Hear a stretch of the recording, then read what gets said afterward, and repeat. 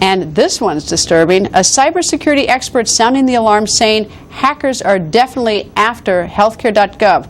That disturbing warning from white hat hacker David Kennedy. He is one of several security experts giving Congress more bad news about the Obamacare website. Do any of you today think that the site is secure? No. No. No. No. While this is a hypothetical, in your opinion, do any of you think the site will be secure on November 30th? No. No. No. No. In opinion, how long do you think it will be before the site could be secure? Just give me an estimate of months. Unknown. Hard to estimate. I don't have enough information. A long time. And David Kennedy, one of those four gentlemen, joins us. Wow. That's at 0-4, 4-0. I guess it's 0-4 both times. Yeah, definitely. It's not looking good for the Obamacare website right now. Why is it so vulnerable? Well, if you look at how they actually developed the website, it was done very swiftly. And when you develop a website like this, you put security in the whole process. So you build security into the application. And what happened here is it was kind of rushed together, pieced together at the very end, shoved out the door. And unfortunately, that included a lot of security exposures and security vulnerabilities that we were able to research and identify. All right. Well, the administration keeps talking about the hub is just a hub. That information goes through the hub. It's not stored in the hub, but it's interfaced with so many agencies. Does that make it a security risk? The fact that that the hub, they brag about the hub being not a storage of information, but is that a point of vulnerability? Right. And hackers, what they do is, if you look at how information traverses those different departments, like the IRS or DHS or third parties like Experian, they have to rely off of a trusted connection. So the data hub actually acts as a kind of an intermediary conduit to pull that information from different areas. And so if a hacker can get control of that, they can actually get access to a lot of those other databases and potentially expose other government agencies as well. And Scott White, who's a researcher as well as myself, did a lot of analysis on the website itself and found that you could basically hack the website, get access to it, and start to take control of key components of the website itself, as well as extract a lot of sensitive information about people that have registered for it. Is there any way that this could be fixed between now and 30th of November? Not possible, unfortunately.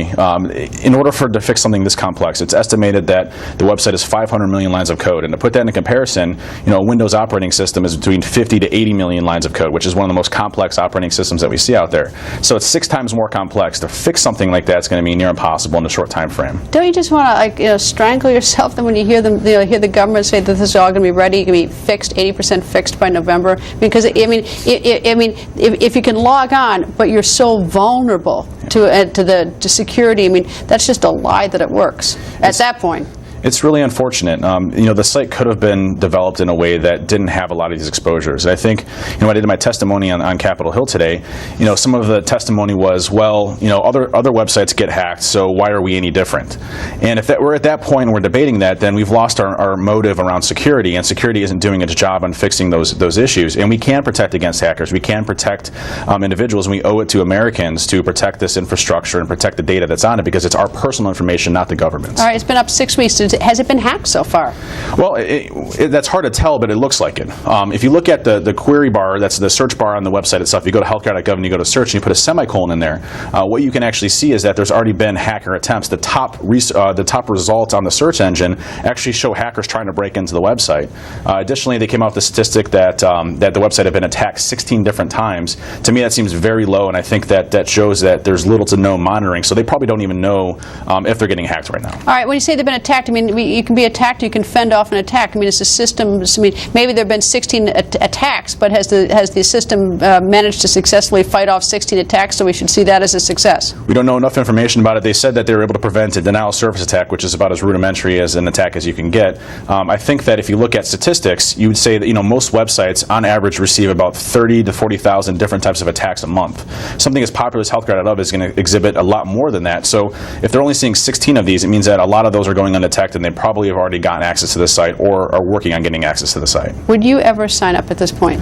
Absolutely not. No No, chance. you didn't even you didn't hesitate. No chance. Knowing the security around the infrastructure itself, how it was rushed out the door, and the exposures that we're seeing now, and this is just, I mean, I got an email right in the middle of the congressional hearing of someone saying, hey, I have another 30 findings for you to be able to 30 vulnerabilities on the website, for you to... While you're in the hearing. While I'm in the hearing. And it's like, okay, so you have this amount of exposures, and we're not even doing hacking. We're just like looking at it from an outside view, not any type of hacking whatsoever, and we can see all these exposures. It's pretty bad.